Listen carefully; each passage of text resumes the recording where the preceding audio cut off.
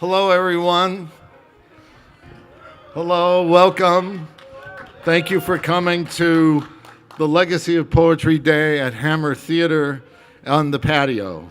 I'm Alan Soldovsky, Director of Creative Writing at San Jose State University, and I'm here to begin the program by thanking our sponsors and our community partners who have made today and the Legacy of Poetry Festival events possible.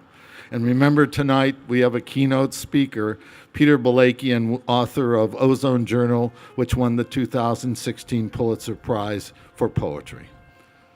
The programs of Legacy of Poetry Festival at San Jose State and Legacy of Poetry Day are presented by the Poets and Writers Coalition, the official student club of the Department of English and Comparative Literature. Funding for this special event is provided by the San Jose State Department of English, the College of Humanities and the Arts, thank you, Shannon Miller, our illustrious dean, by associated students of SJSU, and a special thanks to Dr. Jerry Hura and the contemporary Asian American theater scene for their contributions. Our other co-sponsors include San Jose State's Mosaic Cross-Cultural Center, City Lights Publishers, Candlewick Publishers, Grey Wolf Press, the University of Chicago Press, the Silicon Valley branch of the NAACP, the MLK Library, the Hammer Theater, Poetry Flash, the West Literary Calendar and Literary Journal, and Poetry Center San Jose, who is celebrating its 40th anniversary. You can find out more information about Legacy of Poetry Festival and its sponsors at www.legacyofpoetry.com, all one word, lowercase. And a special thanks to our marketing and communications team from San Jose State's on-campus public relations agency, which is called Dwight Bentel and Hall, after the building. I'd also like to thank the Legacy of Poetry Festival's event manager and my assistant in all things National Poetry Month. Give it up for Kyle Galimba. And also for tonight's Legacy of Poetry Day reading coordinator, Daryl Dela Cruz. So here's the special thing. It's my pleasure to announce to everyone here in the audience that if you are here for Legacy of Poetry Day and you don't yet have a ticket for Peter Balakian, there is one free ticket waiting for you. All of you who are in our audience who want to attend tonight's keynote special program sponsored by the Center for Literary Arts can go in and get a ticket for Peter Balakian, courtesy of the Center for Literary Arts and Kathy Miller, their esteemed leader. Doors will be open when we finish at 6:30. Their event starts at 7 p.m. If you wish to attend the after reading reception for Peter Balakian and SJSU President Mary Papazian, who will be conducting a conversation with him, you will need a special ticket for that. That's a fundraiser for the Center for Literary Arts. And now, it's my pleasure to welcome you here to sit back, relax, partake of this great evening of poetry on the timely theme of migration and diaspora. And I welcome to the microphone my longtime co-producer of this project, Professor Annette Nellen from the College of Business. Welcome to San Jose State University's 11th Annual Legacy of Poetry Day. I'm Annette Nellen, professor in the College of Business, and I'm pleased to have played a role in starting the celebration back in 2007 when San Jose State celebrated our sesquicentennial 150th anniversary, and in that process uncovered a rich legacy of poetry that continues to grow. Let's start with a poem by Edwin Markham, class of 1872, which is one of his most famous poems and the one inscribed on Tower Hall. Outwitted. He drew a circle that shut me out, heretic, rebel, a thing to flout. But love and I had the wit to win. We drew a circle that took him in. It's my pleasure to introduce Professor Ravisha Mathur, Vice Chair of our Academic Senate, that took a bold step in 2007 by formally declaring that a day every April would be designated as San Jose State Legacy of Poetry Day with appropriate events and activities that recognize and honor the poets of the San Jose State community, past and present. The SJSU Academic Senate is proud of this event and its recognition of our history and the history and continued traditions that we're creating with this poetry festival that deepens our roots and contributions to the world of poetry. Our Senate recognizes that traditions like the Legacy of Poetry Day are a way to welcome and bond students, faculty, community members to our campus. Poetry in itself creates a sense of belonging and provides a place for people to connect. In the spirit of Legacy of Poetry Day, I'd like to read a poem by Langston Hughes, my favorite poet, who used his work to actively promote equality and give voice to everyday men and women.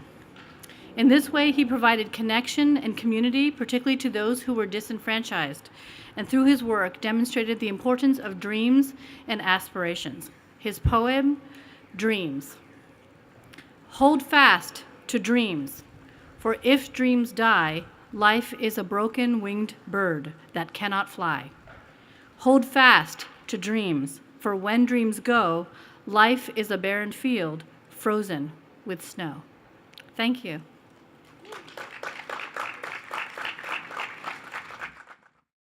Please welcome Professor Noel Breda Williams, Chair of the San Jose State Department of English and Comparative Literature, which makes this annual event happen. But how many of you out here are from the Department of English and Comparative Literature? Well, today we all can be, right? All right. On San Jose State Legacy of Poetry Day, we honor our university history and National Poetry Month. Our legacy of poetry includes many students, alums, and employees, including Sandra McPherson, Lorna D. Cervantes, Sally Ashton, Samuel Mayo, Erica Goss, Rachel Escamilla, Niels Peterson, Alan Soldovsky, Persis Karim, and many more. I'd like to read a poem from our world-famous poet, who's a significant part of our legacy of poetry, Edwin Markham, class of 1872, from his 1899 book of poems, The Man with the Hoe and Other Poems. This is appropriately titled Poetry. She comes like the hush and beauty of the night, and sees too deep for laughter. Her touch is a vibration and a light from worlds before and after. It is now my pleasure to introduce Dr. Shannon Miller, Dean of San Jose State's College of Humanities and the Arts. I too am honored to kick off our 11th annual Legacy of Poetry Day. This is a wonderful day for the campus and the community to come together to celebrate an important and ongoing part of our history, San Jose State's past and current contributions to the world of poetry. Our Day of Poetry has grown into a festival with several events taking place this month that promote poetry as a vital art form with broad authorship. This year's theme, the poetry of migration and diaspora, is explored with well-known poets of our day, including Javier Zamora and Juan Felipe Herrera, and an event tonight with Pulitzer Prize-winning poet Peter Balakian. A member of the English department from 1899 to 1931, Dr. Henry Mead Bland played a major role in creating our legacy of poetry decades ago. I'm sure he would be very pleased with our event this month, as Professor Bland regularly brought students and famous poets together for readings and lunch, often held at Via Montalvo, home of his good friend and poet, James Phelan.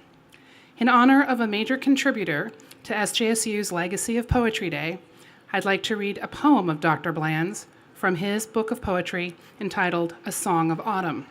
The title is Album Verses. What are the cares of this world, love, when you with your book and I with my song can while away time and content, love, and draw out our lives sweet and long. To help kick off our annual Legacy of Poetry celebration today, I am pleased to introduce San Jose State University and Senior Vice President for Academic Affairs, Andy Feinstein, who has just been appointed president of the University of Northern Colorado at Greeley. So congratulations to our provost, and he will now be reading a poem.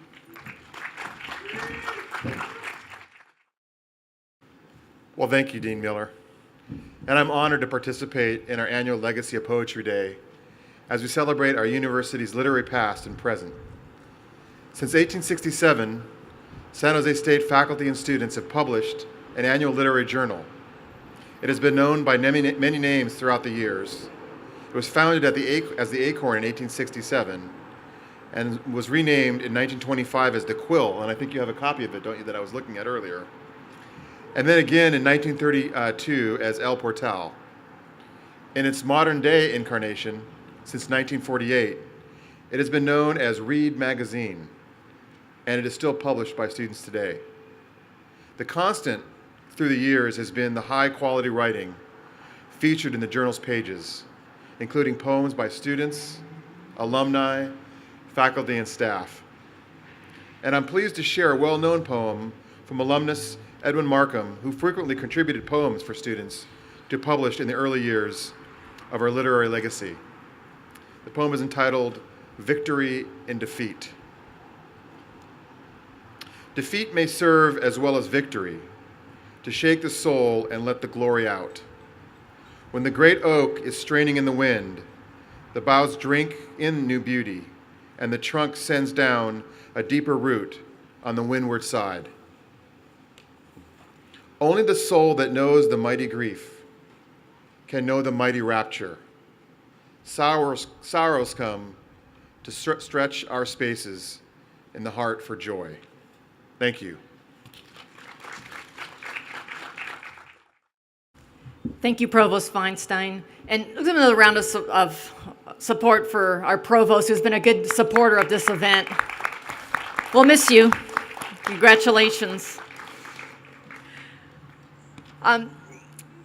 Before I turn over to the professor who has worked as a mastermind behind the many facets of our Poetry Festival this month, I'd like to share two items from San Jose State's Legacy of Poetry.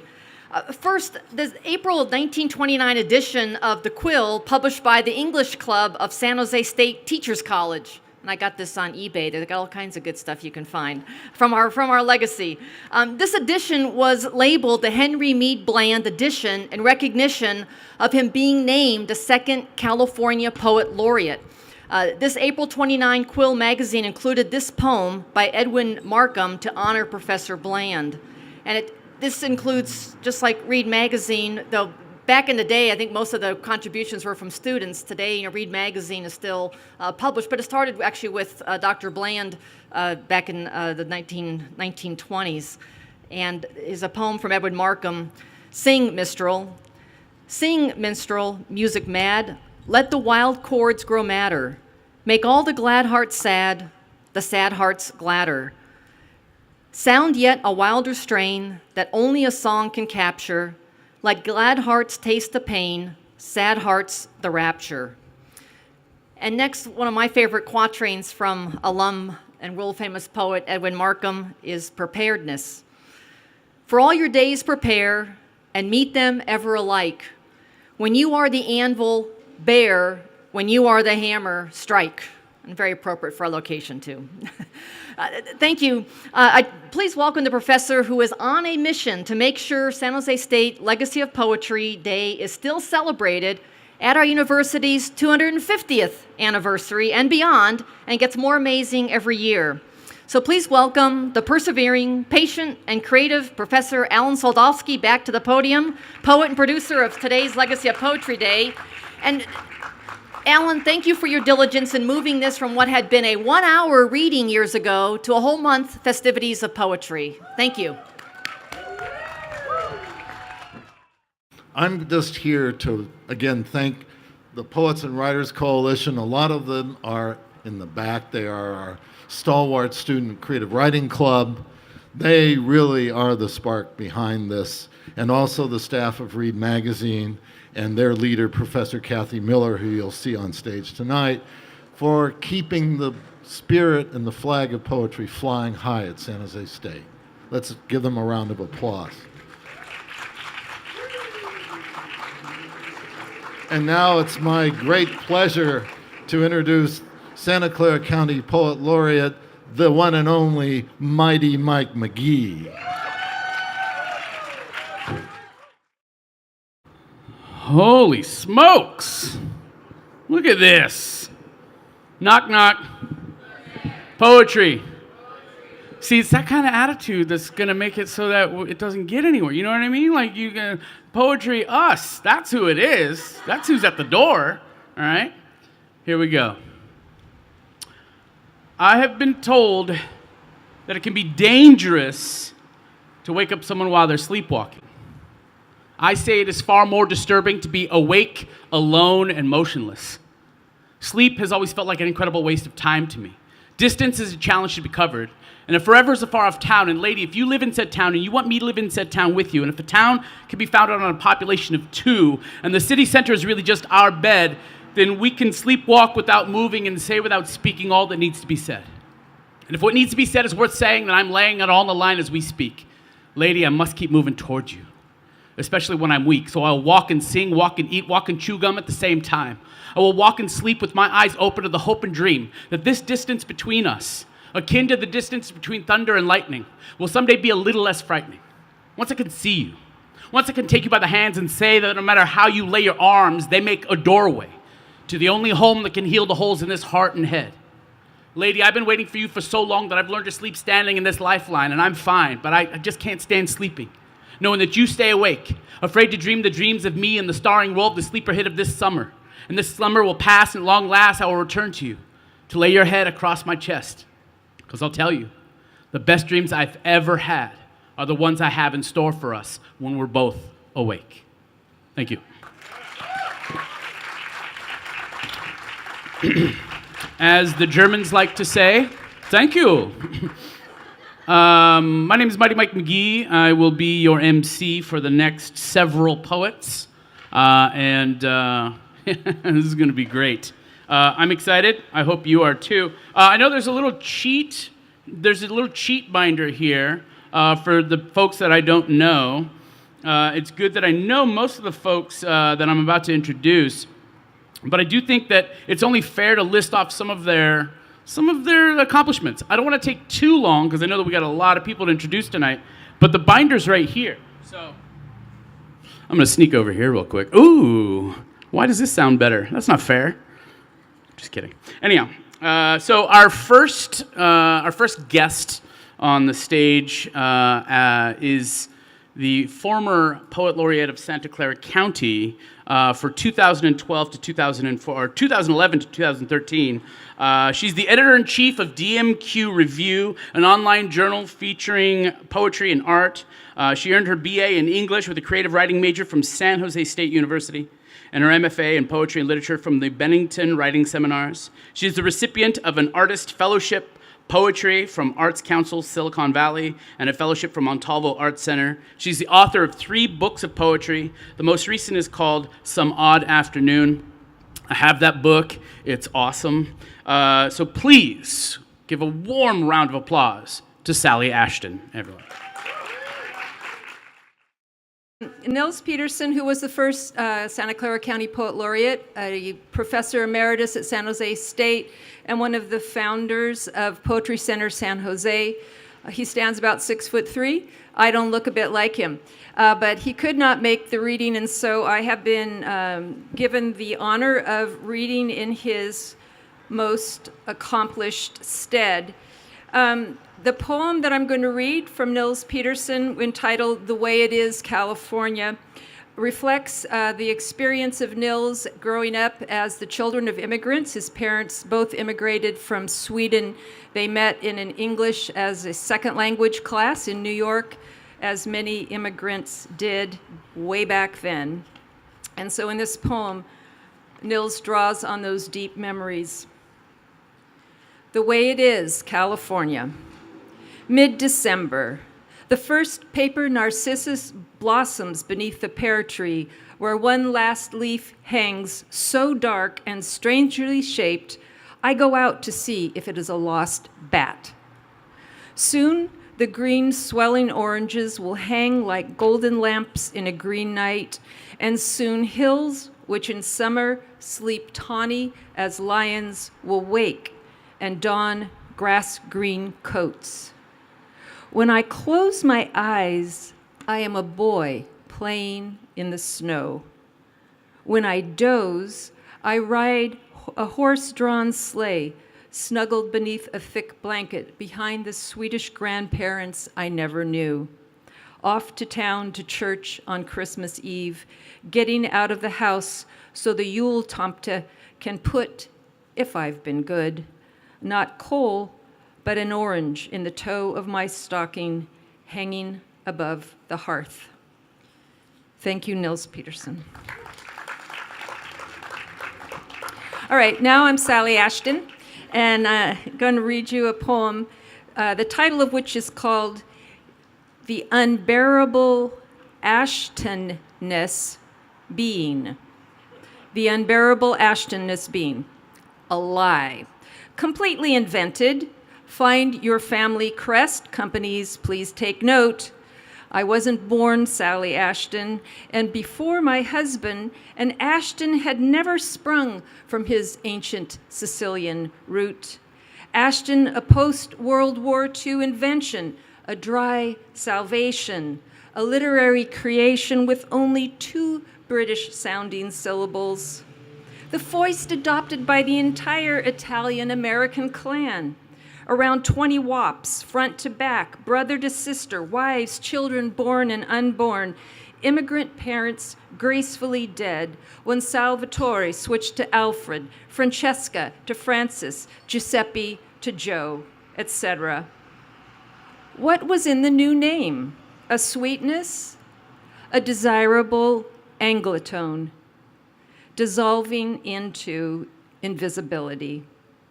Having learned profoundly, it is the sounding that solidifies sense. Each put on the Ashton, the unspeakable surname already vanished like a boat at the horizon, the last boat home. Thank you. So, to speed things up, I'm going to introduce everybody that are all laureates, or as we like to call each other, PLs. Hey, PL. I will introduce them all in their order of appearance, and then they will introduce the next person coming up.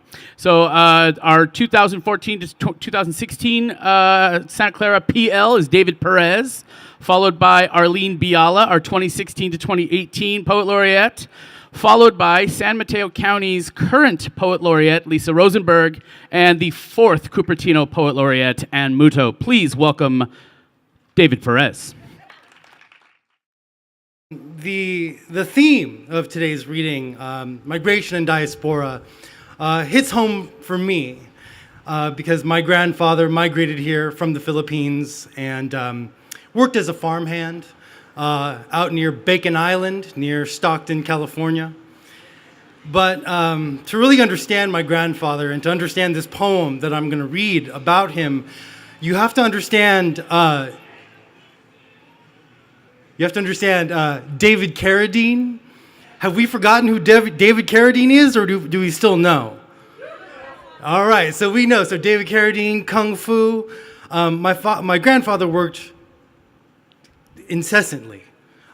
He worked himself to the bone. But watching David Carradine, watching Kung Fu was kind of like his escape. So my grandfather, what you need to know to understand this poem is he is David Carradine's #1 fan. And so this poem is called Kung Fu is Dead. No martial arts during the poem, though. Okay. Lost in David Carradine's crystalline stare, my grandfather would torque into left hooks and palm thrusts, matching the choreography as far as his lazy boy allowed him. Same look on his face in the garden, breathing through his teeth, adding a bite mark to his lips every time he pruned a limb too thin. The time I refused to help him, he looked at me like I was a crop circle, wondering if it was a joke or time to get the shotgun. Manual labor can either be cross-training for your dignity or steroids for your spite. Picking the zucchini a week early would teach him, I thought. But the sons and daughters of field hands expect dinner well prepared. It is their allowance for mastering precision window shopping and haiku wish lists, a daily reward for sharing the fireplace when Christmas comes with its eyes on its shoes, muddied in the soil of the company farm. But that night, the stir-fry was tender as a steel-belted radial. They ground it in their jaws like cows on cud. There is a very special fear reserved for when people glare at you while chewing very, very slowly. Their intervention was swift.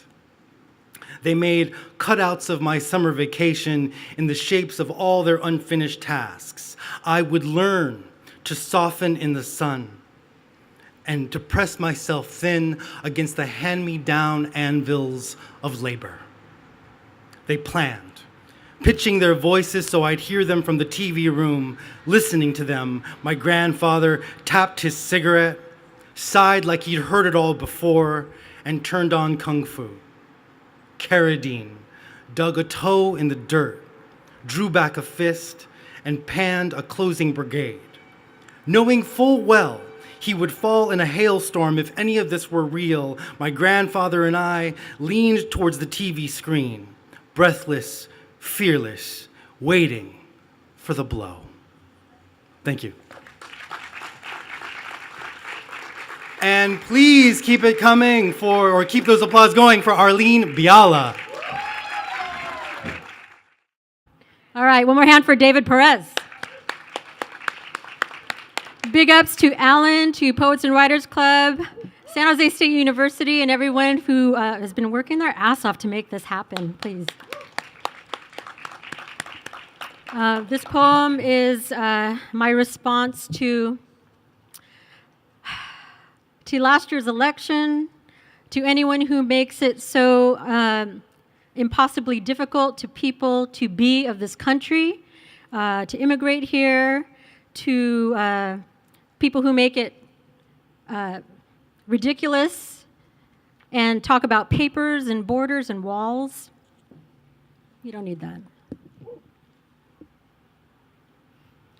Auhea valeo e kaliko e konua a o kalehua. Hey, America, did you not get enough attention? Did you think you were alone? Didn't you know we have your back? Even when you say, screw it, I'm tired. Turn off the lights, lock the damn door. Didn't you know we've been missing you every day you've been gone? You always promise us you'll be home, always muttering your lame-ass excuses. Did you know we write love letters to you? We do. We burn them in offerings at the new moon. Usually we have to rip them up and start over and over again. How mad you make us. How many times you break us. Hey, we're talking to you. Where the hell do you think you're going now? Thank you. Give it up for Lisa Rosenberg. It's really an honor to be here. I am an alum of Alan's poetry workshop from many, many years ago. This poem is about California, a place that holds so many of our families and peoples in diaspora. Left Coast Triptych. 1. In a dusk of lavenders, the crescent of an incomplete overpass on 3 dark pillars of concrete. The space between admits the centered lights of Los Angeles, cataclysmic downtown. This could become our Stonehenge, a future ruin as mute or fertile as the pieces of Rome. Gigantic ornament, brocade of belts, the interweaving clover leaves. 2. No ramparts, just the transverse ranges and coastal cliffs. No stone chateaus to predate remnants of clay presidios. What possible likeness in Venice? Abandoned canals fraught with light beneath the street's white noise. Lone obelisk of a graffitied lamppost. Our better monuments in rockbed, shifting like the fictions that claim us. 3. We rest in the shade of imported flora. The sky is a speechless, sun-struck God, and all the languages to praise it are foreign. The angel city overflows into valleys named for saints. A Renaissance novel promised griffins and gold, an island to the right hand of the Indies, where a Queen Calafia sang to her tribes before horses, highways, or mines. Thank you. And we'll welcome now Ann Muto. Okay, this is a poster during World War II that was put on poles, and it ordered Japanese and Japanese Americans to register and to leave in a week. The story is about a friend. I'm not using his name, but this is his story. Civil Control Station, registration. San Jose State Campus, Men's Gymnasium, May 23, 1942. Acrid tang of sweat tinged the air. Katsuro and his brother, on bleachers, waited to receive further instructions as persons of Japanese ancestry. At the table, he gave his full name, Katsuro Sato. When the identification tags touched his hands, 32165E stood in his place. Family number 32165, third son. His older brother, 32165C, exhaled. It's happening. They're gonna move us out. Stunned, Katsuro wanted to run, hide, disappear. Words flashed before his eyes. Evacuate by May 30th.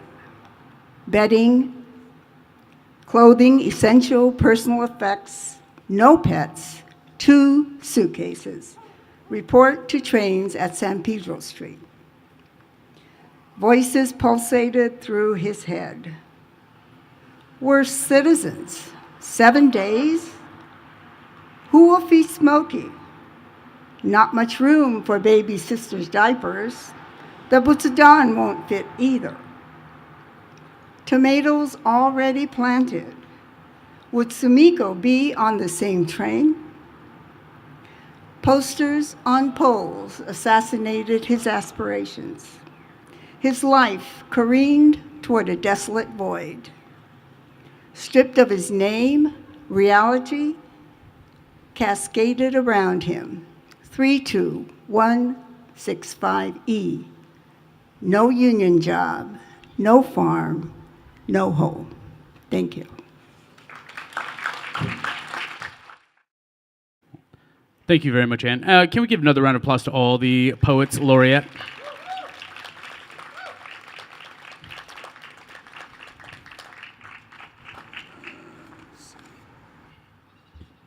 So, next up is our group of slam poets who all placed in the top 3 at the recent Legacy of Poetry Slam, the first Legacy of Poetry Slam, Legacy of Poetry Day Poetry Slam, held at the where did we do that? Oh, that was well. So students submitted videos.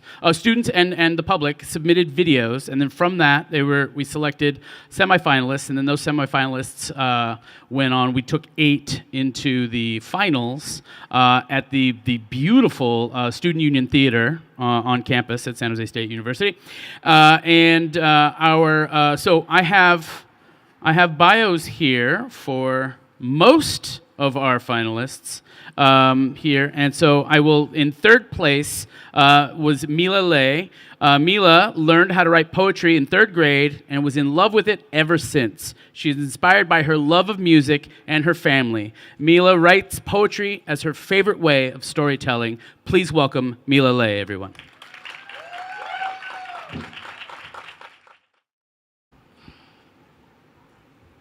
I wrote this poem about my grandmother. It's called Shrunken Women.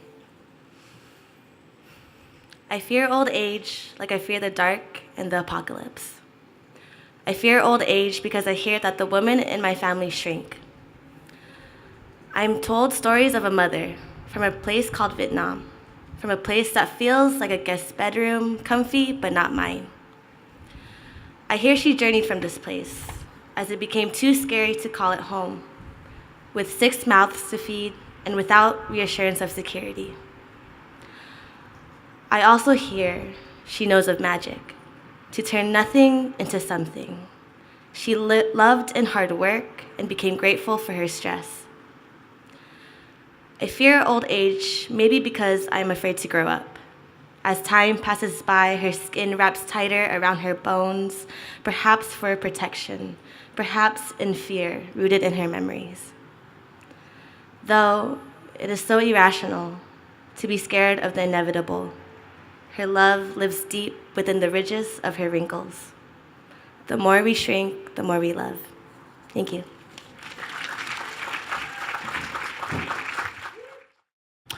So now I will say this, slams are not easy, all right? Because you are going up against a jury of your peers, 5 random people, usually selected. But instead, for this one, we had a professional panel of judges. We had Bill Cazzini from Poetry Center San Jose, Arlene Biala, who you've probably heard of, I'm sure, and Lorenz Demuck, who is just a legend in my heart. And they helped choose who was going to be in what place. So in second place, our second place finalist discovered a love for music as a child, found poetry in hip hop. So did I. Inspiration in the people around him. Please put your hands together. Also a member of the Poets and Writers Coalition. Please put your hands together for Alan Baez. Good evening. I'm cold. This is called Poetry is a wonderful tool of the human language, and I hope everyone can sharpen their tool and make something wonderful. Thank you. This is called California, Act 1. I was born into a broken home with into a broken world with wool eyes and a cavern stomach of empathy. Who am I? I am the product of illegal immigration, brought to this troubled earth by a father of a troubled past with an addiction to cigarettes and break-in style dance moves, who danced and worked his way from Mexico City to Los Angeles and crafted his own American dream. And by a mother raised in Hawthorne, where the Crips are as blue as Bloods, who worked and gave and gave and gave and gave so much of herself so she could be more than a mother, so she could be a friend, so she can be the father figure she never had, so she can give her children everything that she always wanted. And together, They collaborated and made Little Brown Me. One of three kings, Mexican, skin browned with melanin, had to work thrice as hard just to be seen as excellent. Who was I? A child raised by Toonami cartoons and Pokemon. Hands always in jacket pockets, scared to step foot in a Cardenas, intimidated by a culture he couldn't connect with, confused by what it meant when his brother called him whitewashed, when his father called him a coconut, when kids at school said he wasn't a real Mexican because he couldn't speak Spanish or because his parents worked white jobs and gave him what the other kids wanted. And this overwhelmed him. Who was I? A child slowly disconnecting with his history, listening to Arctic Monkeys and Dragon Force when his mother wanted to play bachata and banda, going off to play Smash Bros and watch cartoons instead of practicing Spanish. Being in Mexico to visit family was wonderful, but a reminder to him that he was not truly one of them, because he could not speak the tongue of his people, the tongue of his ancestors. He couldn't eat the spice of food of the culture because he was picky and hated avocado and salsa. He felt uncomfortable going into a church because his family's church only spoke Spanish, and he was scared of la cultura, scared of whenever he heard white adults speak ill of immigrants but not knowing what it all meant, scared of more kids ignoring him because he was lonely enough at an all-brown school, scared of a solely Spanish-speaking God, scared of being rejected at heaven's gates because he didn't know the difference between te amo and te quiero. Who was I? Blind. Blind to a history of unfair treatment and lack of reparation. Blind to the apparent racism we face each and every day in this nation. Blind to the politicians who call us wetbacks and rapists. Blind to the discrimination we faced, face, and will face, but no more. Thank you.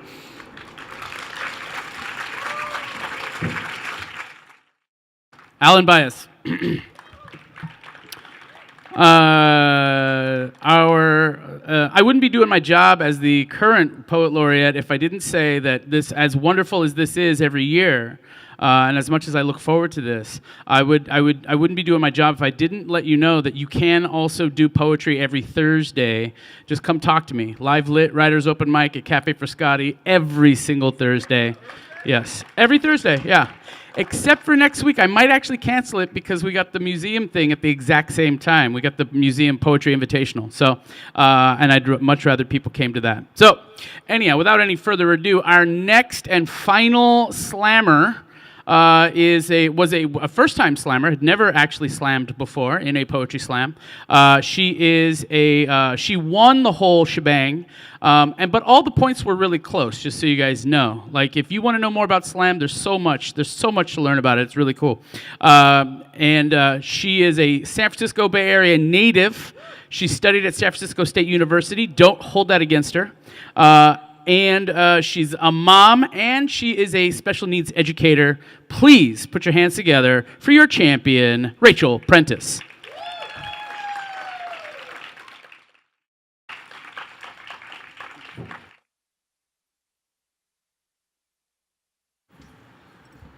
All right, I was scared this podium was going to be too tall, but I think I made it. Okay. Birzai, Lithuania. In the Ostrava forest, in the town of Birzai, Lithuania, in a clearing of soft, breezy grasses, the color of springtime is a stone. On the stone in the grass where springtime covers secrets like a masterful magician is a plaque adorned with a star. One triangle placed atop another inverted triangle, Hebrew text and the numbers 1941, 2400, 90. And in the photograph, the stone looks no taller than my father whose family raised this town from dirt and forest. There were 4 temples in this town. Mr. Petros, the local historian, tells my father how he was always jealous of his young Jewish playmates, how they did not have to attend school on the Sabbath. And can you imagine it was a Thursday evening in June when the killings began? Can you imagine Dr. Levin sitting at home when he hears a knock on his door? His neighbors, his friends tell him someone is sick, he is needed, must come quickly. I do not know what time of day or night it was, but in my mind he is woken from sleep, frantic knocking on the door, throwing on his clothes, grabbing his medical bag, going to save a life, and well, now I know his name. An unwanted first in a long line of summer slaughter. By 1942, the temples had all been destroyed. There was no one left to pray in them anyhow. And anyhow, there is grass growing in a clearing in the forest. 2,400, the number of Jews underneath, 90, the Lithuanian Gentiles who must have refused to cooperate. And can you imagine a warm day in August when the men were given shovels, forced to dig massive ditches that they knew would hold their wives and children as soon as they were finished? How slowly would you dig up that earth? How gingerly would you pile the soil? At 11 a.m. the following day, the gunshots began. And as they fell, and as they fell, and as they fell, and fell, and fell, and fellowship had not saved them, shot in the back not once but twice by a town they called home. Thank you. Thank you, Mike, for your service. And thank you, slam winners. And thank you, laureates. I'm going to take it for a little while here. Again, I'm Alan Soldowski. I'm the Director of Creative Writing at San Jose State, and it's my pleasure to introduce some prize-winning poetry students. Give them a group introduction and then ask you to give them a round of applause. They'll come up one by one and read. The first reader will be Kimmy Martinez, who writes poetry and makes films about the displacement of family members, the comedic elements of underground cultures, and the never-ending change of realities. She's expecting her to complete her MFA degree in poetry at San Jose State this August. The next reader will be accompanied by his friend. So I'll introduce the winning poet, Justin Louis, a senior majoring in creative writing. He's a lifer who works, reads, and plays death metal in and around San Jose in the Bay Area. Justin has just received both a Phelan Award and a Dorrit Sibley Undergraduate Award in Poetry, two of the most prestigious awards given to an undergraduate in creative writing. His friend Vinny Lopez, who's also a prize winner, will be reading the poem that Justin wrote. Vinny Lopez received his BA in creative writing from San Jose State, and he's now back on campus as a student in the MFA program on the poetry track. He also dabbles in short stories. He's on the editorial staff of Read Magazine and works as a student research assistant at the Steinbeck Center. He won in the category, the Phelan Award, first place, free verse.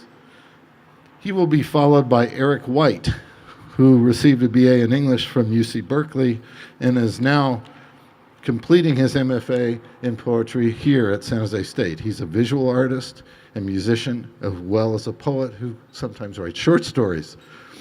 The Sibley Award, which he won, is one of the highest honors awarded to any poet at San Jose State.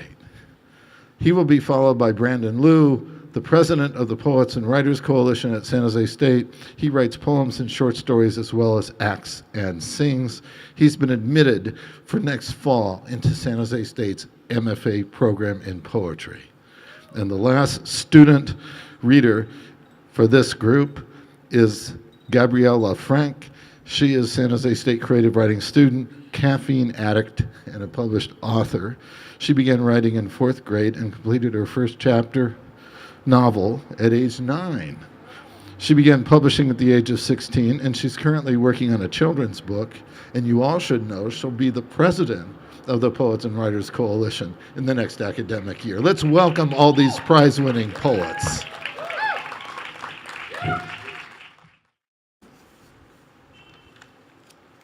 Hi, good evening. This poem is about separation of siblings and the displacement in America. It comes from a recently written, not published yet, crossing my fingers, chapbook called Sister Stalking. Big Brother. It's when you grow up, like a stranger. To every eye you look into, you wonder if they are any relation. Did I meet you here at this time before? I have my place on the broken sofa, watching Looney Tunes, Pepe Le Pew chasing Penelope, switching to Pee-wee and Phil getting high. I know what the mermaid is missing. Mom's never home. I'm the latchkey kid with no latch and clueless without a key. So he opens the door, standing 6'2" with navy black boots, claiming he's related to me. I never knew I had a brother. Nobody stepped up to the position. But I took his word and followed him. Out the door, out on the vacant road. He says, race me to the dead end. I almost lose when a jolt of sudden speed allows me to win. He says, don't think I let you. Thank you. And next up is Justin Louis.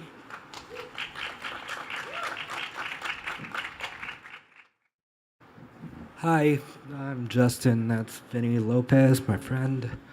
He's going to read a poem that I wrote after feeling helpless like we all have in the past years. So, here's Vinny. Hi, this poem is entitled Speaking in Tongues. My mother praised the Lord in perfect Italian, so I'd heard, years ago when America cannibalized itself far less than the current iteration.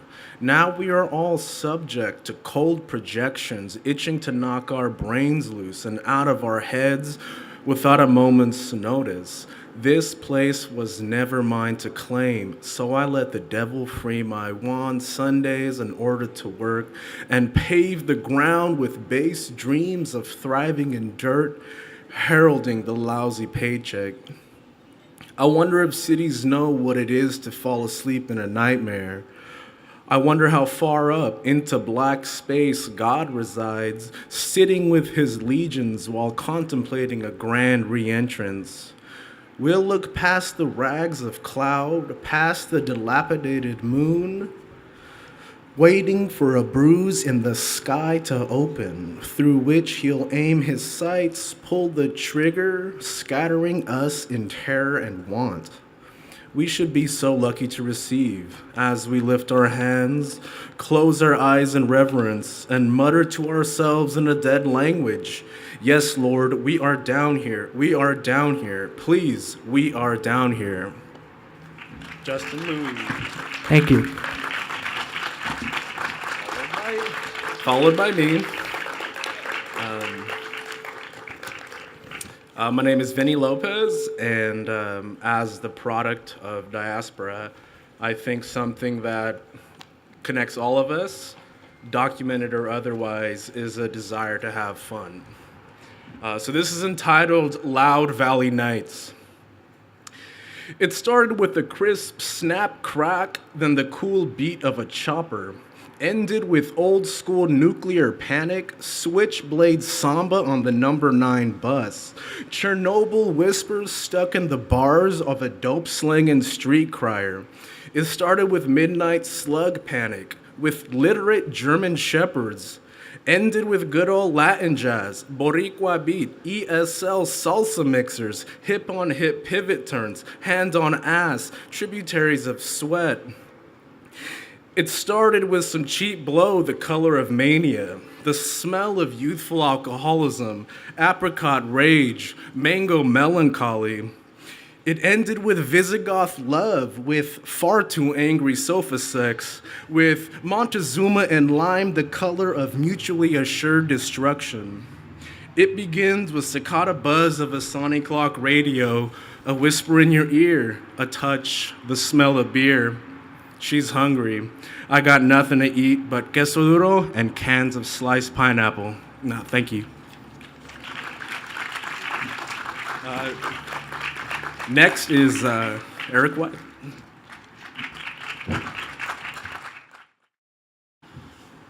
Thank you very much. It's an honor to be here. My name is Eric White, and this poem called For Immigration is a two-part poem I wrote after attending Juan Felipe's painting poem workshop on Monday. It was quite inspiring, and the first half of it was inspired by that, and the second half of it for Peter Balakian was inspired by my English 208 class. We're taking Global Immigrant American Literature, which is a brainchild of Alan Saldovsky and Ravathi Krishnaswamy. So thank you to them for these two poems. For Immigration, Part 1. Flee, la migra! Allow no walls between us where no walls should be allowed. File grievances here in the infinite cube, which is a filing cabinet opened by a man who always faces away. He is filing a painting you made for Ayotzinapa and the 42 kids who disappeared in the most brutal ways, too violent to discuss at the hands of corrupt policia.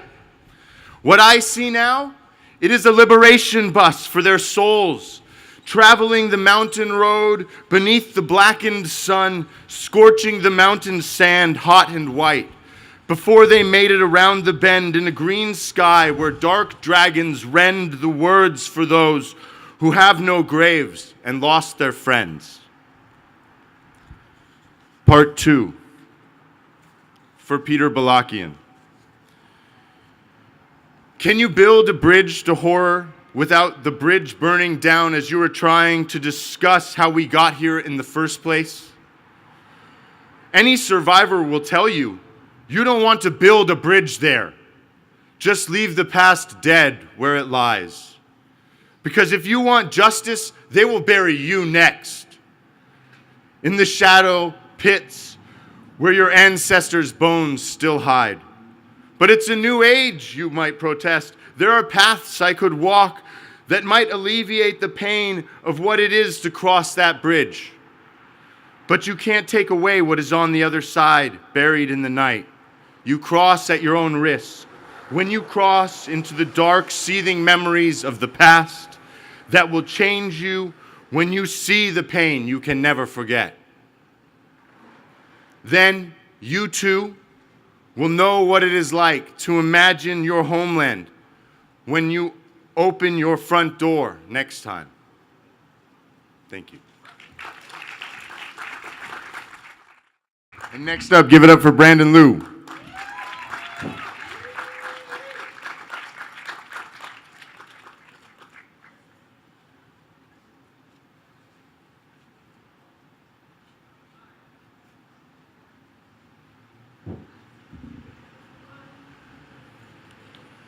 Hello? Hi, I'm Brandon. This one's new. So, it's called Heritage.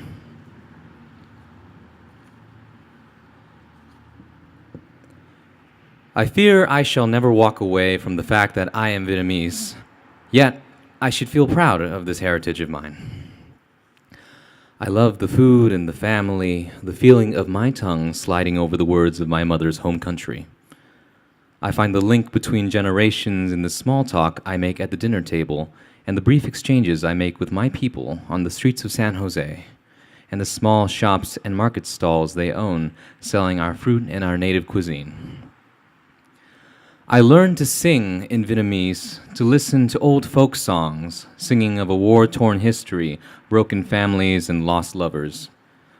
But I learned the most popular songs are the ones that sing of sweet nothings and bittersweet goodbyes. Yet, I stand here as an American, a citizen of the country that took in my parents with open arms when they fled their home country. I stand here American, without any idea what that means. I thought I knew when times were simple, when fruit orchards littered the evergreen hills and you could still see across the valley from one end to the other. I thought I knew until towers came tumbling down, until we turned to point fingers at each other and learned to live in fear. But my mother always told me to stand strong and fear no one. You come from a people that always fought back, no matter how desperate the struggle. But never forget, that's not your country. This is your country. So I stand here in my brown skin and my nice clothes to say that yes, I am Vietnamese, but that's not all I am. And yes, I am American, but that's not all I am. Thank you. And now please welcome Gabrielle LaFranc. Thank you, everybody, for attending this event. The students, the officers, and the volunteers of the Poets and Writers Coalition have worked so hard this entire school year to put this event together. So can we please get a little round of applause for the Poets and Writers Coalition? Thank you. This is actually a poem I also wrote after being inspired by Juan Felipe Herrera's painted poem workshop earlier this week. Mine is a tale of two cities. Imagine a childhood telephone, a string stretched between two soup cans, except I'm the one on both ends. My American self chats with my other self, wherever she may be. I left her floating somewhere over the Atlantic. America is the daughter of immigrants, the granddaughter of immigrants, the cousin, the sister, the mother. America was the Garden of Eden, a place of refuge and opportunity for those who didn't have any, for people like my other. Other floats endlessly over the ocean, blue above her, blue beneath her. Blues meet one another at the horizon. They mingle like old friends. But America burns in a fire of red-hot hate, a fire that was kindled and cared for as if it were a child. It outgrew a home. It massacred its keepers. Now everything is red, red, red. Thank you. Our next MC, I want to say just a couple of words before he comes up. Robert Pesich. He's the president of what's now the most vital community poetry organization in the Valley called Poetry San Jose. That organization was started as a result of a grant in 1976 to Professor Nils Peterson to hold a bicentennial poetry festival at San Jose State. The organization grew into the Poetry Center San Jose through stages. Some of our past directors include myself. I succeeded Naomi Clark, who taught for many years on this campus, a remarkable poet and organizer, followed by a number of people that included Mary Ellison and our own Sally Ashton as the executive director of the poetry, or president of the Poetry Center Board. And now we are going to celebrate the 40th anniversary of this great conspiracy, I was looking for the right word, between university and community. And that is what Robert Pesich, who will read one of his poems first, is here to lead. Please give a warm welcome and a thank you to Robert Pesich.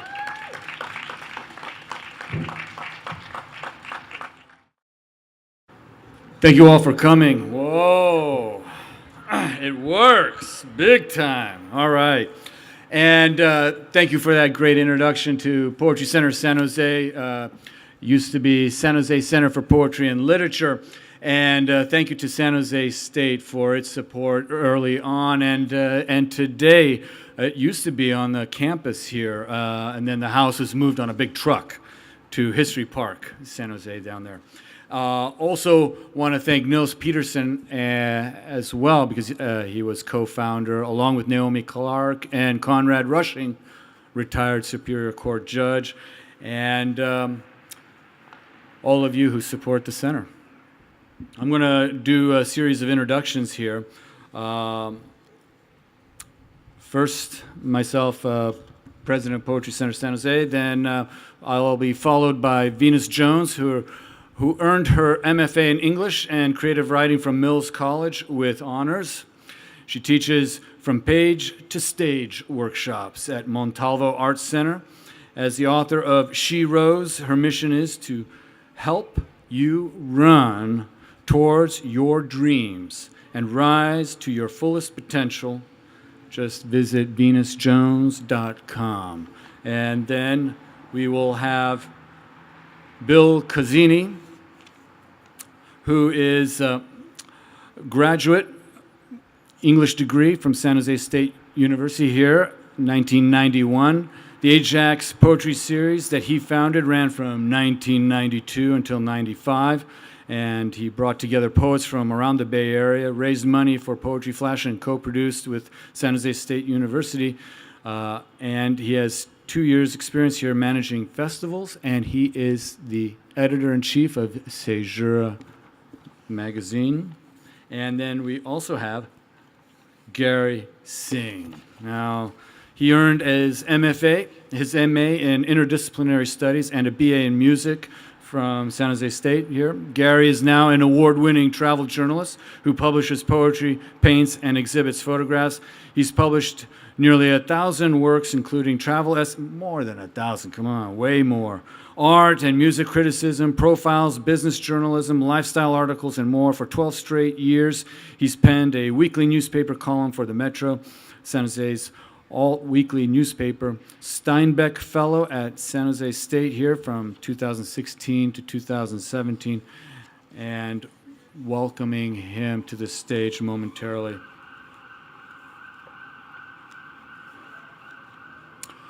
My parents are from former Yugoslavia. My father escaped Yugoslavia in the early 50s, and then my mother came in 65. And this was written during the Yugoslav Civil War in the mid-1990s. This is Safeway, as in the supermarket. Yeah, Safeway. The newly waxed eggplants are night mirrors. The old blind man next to me caresses one, lifts it with both hands, cradles it, follows the scars with his fingers, applies pressure, searching for soft spots, breaks that suggest the fruit has turned. He has no fingernails, no thumbs, purple stigmata in both palms. His granddaughter arrives with the cart, receives the fruit as he mutters a question in Serbo-Croatian. She is young. The eggplants are larger than her face. They don't know yet about the two starlings that just flew past, blown in during last month's storm. She clasps his hands together, wings within wings, guides him, fingers first among the winter produce, each translating names for the other. Now, please welcome Bill Cazzini to the stage. Come on up, Bill. I was also one of those students abused by Sadolsky back in the 80s. I somehow persevered. Thank you so much for including me in this day. First poem I want to read is one that I mispainted at the Juan Felipe painting workshop. Life, part 13.23, section 2.2. Inner peace without external peace is psychosis. I put an H in. Life, part 20, section 245.325. What do you call a dead person molesting a living one? Politician. And then the poem I wrote for this is called Wolf in Step. A wolf in sheep's clothing, wearing a wolf's coat. Occasionally called leaders, poisonous and vacuous, seductive in conviction, smile over substance, shameless sycophants. Laissez-faire, fairly lazy, the burden of not polluting, of not raping, needing appeasement. Negotiating feels like taking. Fuck giving, die ass poor. Huh. Breed into the culture dismissiveness, submissiveness, sanctimonious lust, begging the gods you don't trust. But you, are you burdened or concerned for others? Say yes. For you are the human beings. You are the leaders.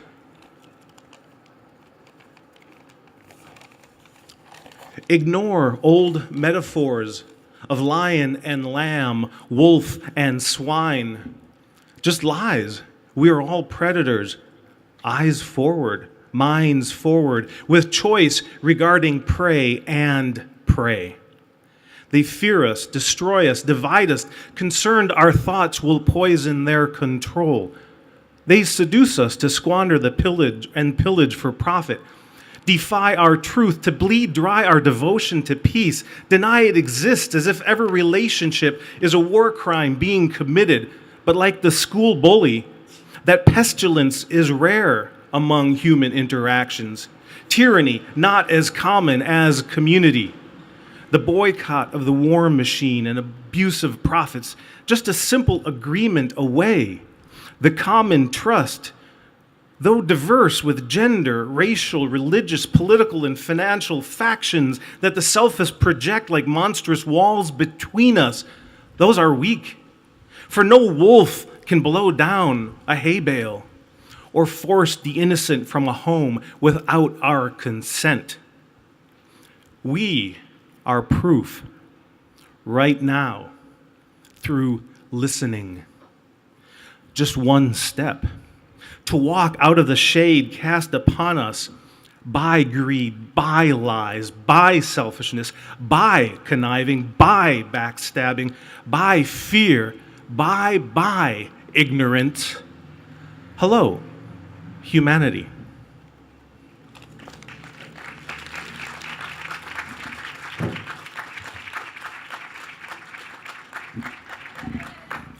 Please welcome Venus Jones.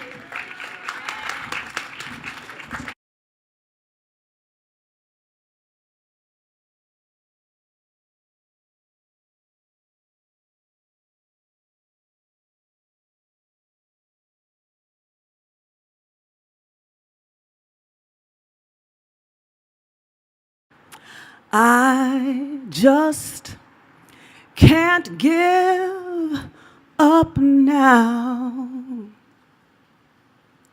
I've come too far from where I started from, and nobody told me that the road would be easy, and I don't believe he brought me this far to leave me.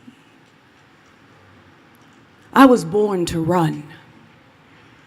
The first time I kicked in the womb, my race had begun and I'm running. A temperature that would leave a blazing trail beneath my feet.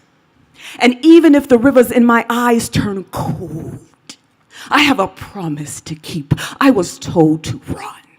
So I don't walk, I run. I don't crawl, I run. I have come too far from where I started from. It is time for me to run. The rays of the sun direct me to the harbor where I find energy for each one who suffers from the heat exhaust, from all of the pain in the purse, in the pocket, in the hearse, in the lock, and the key. And sometimes I trip over the hurdle, and the hurdle was me. And when you chant and cheer, I focus on the lighthearted, the beautiful, and the divine, and I smile because I can see you standing by.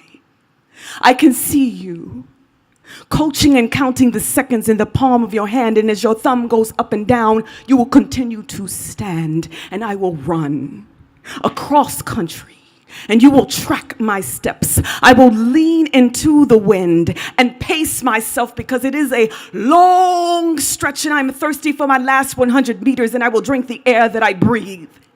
And I will listen for your desire with my eyes closed. I said I daydream of being the fire that rockets you to the moon. I will give you freedom in your left hand, and you will pass it on to the next man or the next woman who can.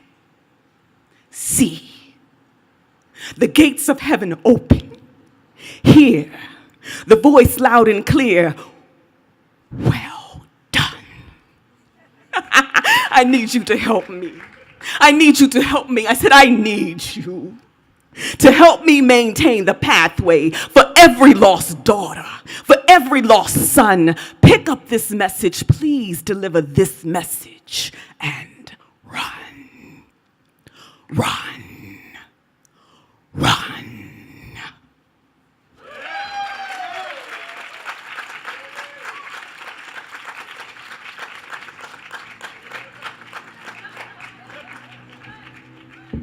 Please welcome to the stage, Gary Singh.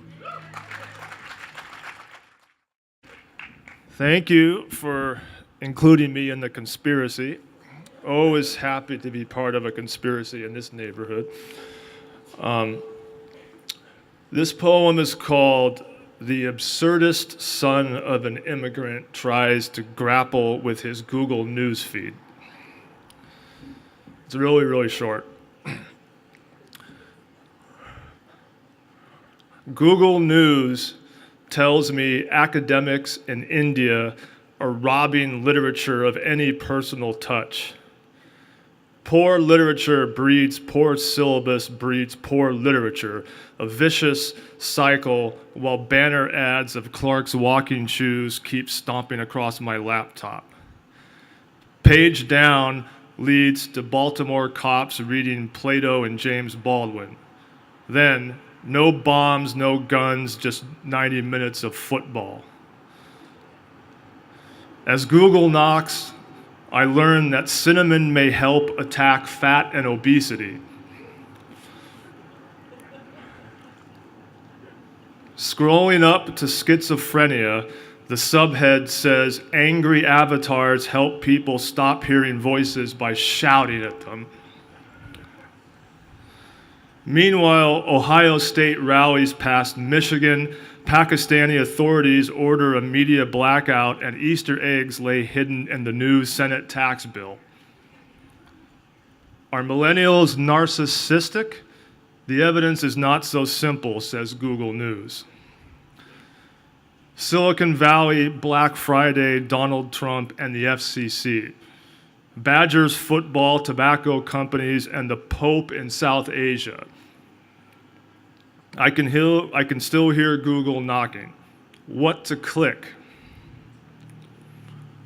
I choose the one that says Buddhism includes everything, even comic books.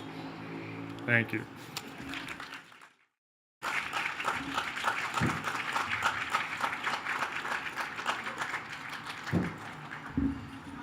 Coming to the finale, and I will introduce the next MC. Again, I want to thank you all for coming, and for those of you who want to attend Peter Balakian's reading, the theater is open now. You do need a ticket to go in, so you can pick up a free ticket for this event that's coming up at 7 at the box office. We are running a little bit late, but we have a bunch of faculty and alums who are going to give their readings as fast as we can. And I want to introduce one of the managers of the PWC who handles events for us, Christina Madueño, who's our very next MC, and she promises that she won't do a dance performance. She's just going to give us the names. Thank you. Thank you, Professor. I'll go through these quickly. So from the faculty, we have Joseph Navarro. He is a new lecturer at SJSU who earned his MFA in poetry from Naropa University in Boulder, Colorado. He is currently applying for PhDs and working to dismantle the structures of oppression which plague our society. He has 2 cats, Ezekiel and Comrade. Following him will be Kate Lycurgus.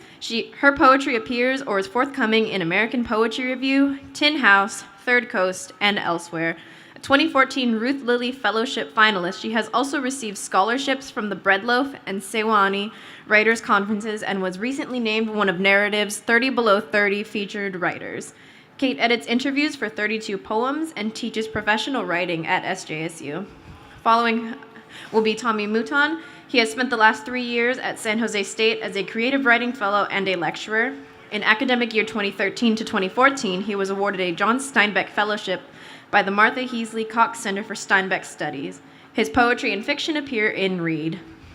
Following will be Persis Karim. They taught comparative literature and creative writing at SJSU from 1999 to 2017, where she was a member of the MFA faculty. In 2017, Dr. Karim became director of the newly established Center for Iranian Diaspora Studies at San Francisco State University. She holds the Nita Nobari Endowed Chair and also teaches in the Department of Comparative Literature. The Center for Iranian Diaspora Studies, the first and only such center in the world. Following will be Alan Soldovsky, who directs the MFA program at SJSU, where he has been a professor in the English department since 1985. His most recent collection of poems is in The Buddha Factory, published by Truman University Press. He is also co-editor with David Cohen Compendium, a collection of thoughts on prosody by Donald Justice. He was the recipient of a 2009 Artist Fellowship in Literary Arts from Arts Council Silicon Valley and is faculty advisor to the Poets and Writers Coalition of SJSU. Following will be alumni Sage Curtis, who earned her BFA from SJSU and received her MFA from University of San Francisco. She reads her works all around the Bay. Her first chapbook, Trash Can Funeral, is being released later this year from Dancing Girl Press. Daryl De La Cruz's work has appeared in or will appear in forthcoming in the William and Mary Review, Grass Climb, Rock and Sling, Cairn, Euphony, Permafrost, and Confrontation. He graduated with his MFA in poetry from San Jose State University. He tries to analyze poems, or rather, acknowledges his misinterpretations of poems on his blog.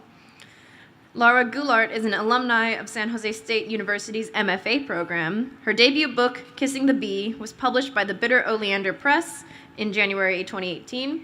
About her Azorean heritage, Vamberto Freitas says, "This is a poetry testifying to our perpetual search for self, and also an eloquent voyage in search of inner liberation." Lastly will be Vong Vu, who earned his BA from SJSU and his MFA from CSU Fresno.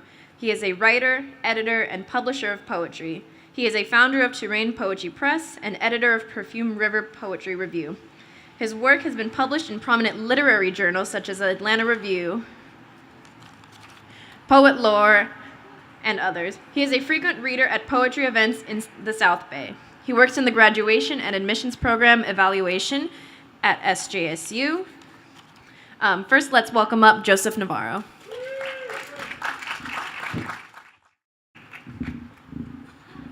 During my time as an instructor in Colorado, many of my students were from war-torn regions around the world, including East Africa, Eastern Europe, and the Middle East.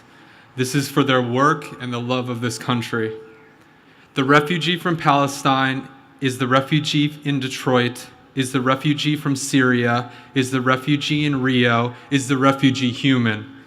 Is the refugee from Central Africa, is the refugee at the Texas border, is the refugee from El Salvador and Guatemala, is the refugee a terrorist? Is the refugee in Northern Ireland, is the refugee with no land the Roma, is the refugee from Colombia, is the refugee ever a corporation? Is the refugee in Chicago, is the refugee from Ukraine, is the refugee in Burma, is the refugee breathing? Is the refugee in Afghanistan, is the refugee from East Timor, is the refugee in the Democratic Republic of Congo, is the refugee on reservations? Is the refugee in the United States, is the refugee from the United States, is the refugee of the United States, is the refugee the United States? Is the refugee a consumer? Is the refugee aware that money procures happiness?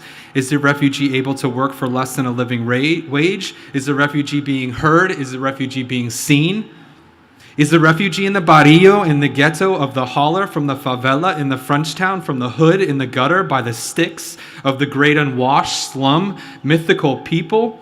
The other, children and babies and mothers and fathers and sisters and brothers and the elderly and the infirm, always the defenseless before a shifting paradigm of innocence, the conditional mercy of capitalism's violence? If the refugee is a process of border transgression, be it mental or physical, does this mean frontier justice prevails? Is the belligerent capitalism? Is the weapon consumerism? Is the battlefield desire? Is the mind a refugee? Up next, Kate Lycurgus. Thank you.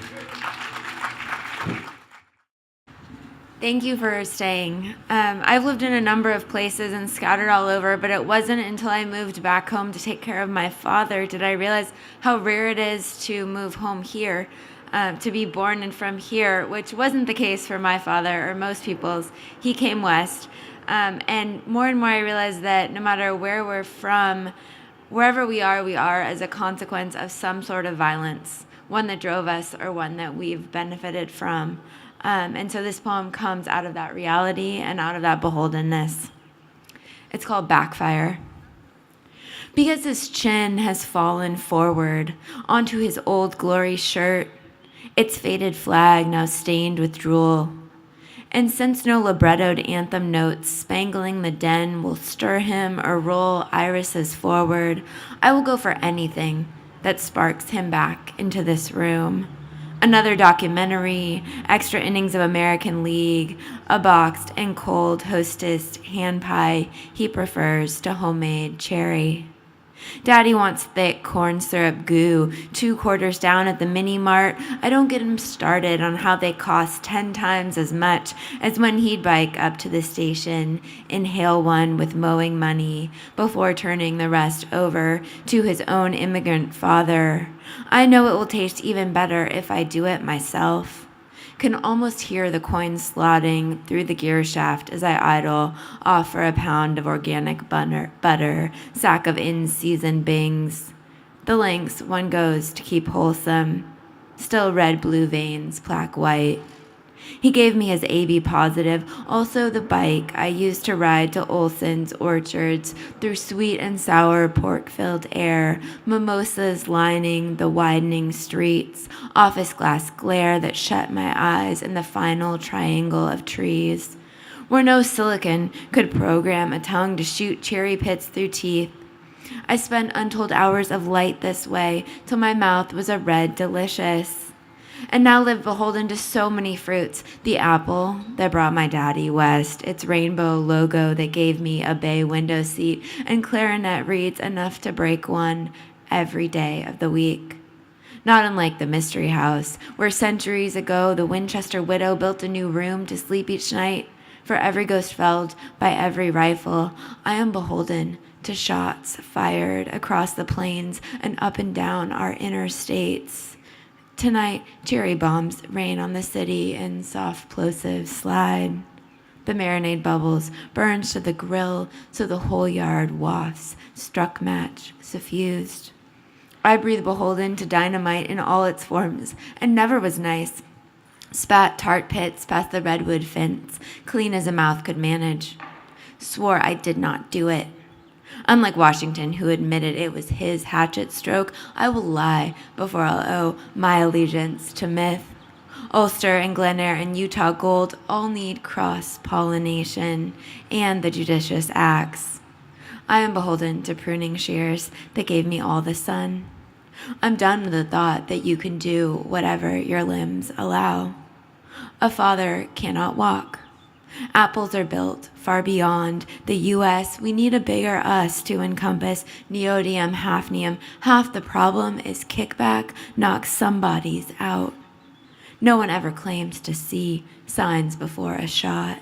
You've only got one try. Have to make it good, Daddy told me at each 3-point line or 3-ring binders worth of facts. Don't memorize, he'd advise. Innovate out of any vise. I never could devise a way to backtrack the proof, reverse, rewind, or unpop the cherry, remix recipes for pie. Late light, summertime, with his head still tucked into his heart. No reason not to start, one by one, to remove the pits. Slow work to which I'm beholden. Please welcome Tommy Mooten. I'm going to stand here for just this once. I'm going to keep my shades on. I feel warmer, okay? It is so chilly. I don't know if they've designed the blazers with hoodies and gloves and things, but someone please do that. It's chilly. All right, so this poem is untitled. Yes. I can't get past reels of breath unwinding as we kneel, blowing powerful whispers against kindling like fog and overcoats. The smoke hangs amid the pines and oaks. You remember the time, he says, and I do not answer, for I know he understands what fire makes when it erupts, holding to sap, syrupy like sweet lava. He wants to beat me to it, for he is smart and he knows that I already have heard the rumors of his mother's recent visits there. How they say she nightly wanders the narrow aisles of the West Fork and screams into the night before thrusting one fist, two fists into his father's dirt. They say she's been consuming it, taking back her man, the one whose remains she vowed not to cremate for fear of being sent home with an urn too small to hold such a once big man, now reduced. What wild ecstasy, I think. He laughs. He says, "You're at the edge of azaleas shaken loose by a word." Thank you.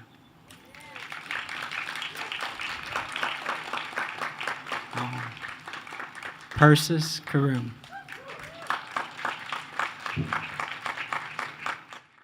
Hi, everybody. It's so nice to be back. I miss you all, although I don't miss the commute. I wanted to say to Annette, we remember that article? Well, we used to have a cardboard cutout of Edwin Markham, and I feel like he's kind of missing. This poem was prompted by an exhibit at the Presidio Chapel, a National Historic space in San Francisco. And it was an exhibit of 30 carpets that were designed from artists around the world around the theme of sanctuary. And they asked me to write a response to the exhibit, and there were beautiful carpets on the floor made in Pakistan. And instead of just the carpets, which had their own images on it, I read all the artists' statements. So this poetry is entirely the work of the artists describing their own work, except for a little editing here and there. Sanctuary, which is the opposite of migration and diaspora. Sanctuary and love. Sanctuary, here the place in which we speak their names, in shadows and reflections, the trace of our belonging in this refuge, still living in threads of memory, even when the infection of violence, the chaos of new explosions force us to remember the hungry, the dying, in Aleppo, Baghdad, Sana'a, San Francisco, Gaza. We carry this prayer on our lips. Hold your baby tight with the faith that someone will receive you, want to know the story of your life. Someone's hands will circle you, someone's heart will hold you, someone's nation will welcome you after someone else sought your erasure. We carry this prayer on our lips. In the requiem of light, you will be more than a displaced person. You will no longer be adrift in the open sea where your suitcase becomes the raft of your dreams, where your sacred prayer can float in the air of magnified hope, and the cycles of the universe cannot stir a flower without troubling a star. Here, in the sanctuary, where we can be one, whole, moving in the canopy of the human. Thank you.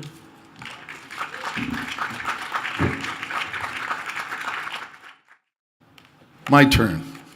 This is from my unpublished, yet to be published, Charts for the End of Days. The poem's called Refugee. Since when do you slink around like a refugee, keeping close to the border, seeking safe transit, to cross the Khyber, the Rio Grande? It is always night, there is always a railway, and a gate perpetually closed, patrolled by cops or soldiers with Kalashnikovs. You're trying to get the language, to learn how to say you've got money, a summer house by the sea. All you need is a boat, even a raft, an inner tube will do. How about a ride in a battered Nissan pickup to the safe side of the bridge? Please, you tell them with your albatross-like gestures that you are a family man without a family, non-threatening as a block of cheese, nothing doing. Everything you do seems to piss someone off, even if it's to show how many golf balls you can swallow. So remain here where you've been given a tent. It's canvas, a bright UN blue. But you keep sneaking off, slip-sliding into ditches, saving your way through the chain link to get to the channel or the tunnel under Nogales. Anywhere you can slither under the radar and not be crushed by thousands of others, or be caught and sent back, or be asphyxiated by TV trucks, or dehydrate on a steel deck in the Mediterranean. What alternative do you have if your ambition is to keep your skin off the market? Then disembark on a leaky barge toward a country stinking of bandages, or jump a train to El Norte where your name falls off a boxcar rattling through the desert, or will decompose without anyone taking notice. No matter. You do all this so you can bequeath to your kids something more than bones, something more than a passport photograph, or a grin on Facebook, or a headless torso hanging from a rope. This is a poem about why I was born and raised in California, but still say all y'all. The women in my family. The women in my family hit the bottle hard, hit our men with closed fists and side eyes and sharp tongue hard. No romance novels or candelabras. We say, I don't believe in soulmates, and hold on to grudges, and smoke pipes on a dark, dark beach, lose cell phones in water-hard sand. The women in my family run away to California, North Dakota, to Florida, and New York. We are running high octane, on high stakes, on full throttle, non-stop juice. We hit the road in little red four-doors with a cat in the passenger seat, in trailers hitched to a truck, all we own falling on the floor with every bump, in Mustang convertibles with tearing leather and empty water bottles. The women in my family tell stories about biting boys for crossing a line and leaving a man stunned with divorce on the bank of the bayou, and packing up the last box not a day too soon and getting the fuck out of some still hometown and putting a fist into the chest to break the heart of the man behind it. The women in my family like to tell these stories as myths of where we come from. The women in my family won't stop their hitting and their running and their middle finger up moments. I am saying we are hardwired this way to hide our wildness in bodycon and stilettos and spit, all the while in our thick lipstick. We are not fit to be caged, housebroken, or wifed up. I'm not saying this to say sorry. The women in my family, we like being this way. Our packed suitcases, tucked away bottles of booze, and a set of car keys. We are not going to say sorry, and we're not going to mean it. Thank you. How fish drown. I know fish can drown, but just bear with me. How fish drown. At the age of 7, I asked to stay with the old men. The fishing poles blended in with the reeds growing outside the man-made lake. I sat among the droppings, duck feathers and cigarettes. This was the smell of nature my father told me about. As a kid, he'd waste his time at a lake where he lay on his waiting cower bow to avoid leeches and the heat. I didn't move when there was a tug on the line. An old man reeled, release to tire, pull in when there is no tension. The rainbow trout flopped close to me, no hook in its mouth. It's too late to save him, the old man warned. He grabbed the line and pulled the hook out of the mouth along with the stomach. An everyday separation. I watched the trout try to breathe as though to filter the air within the air. Thank you.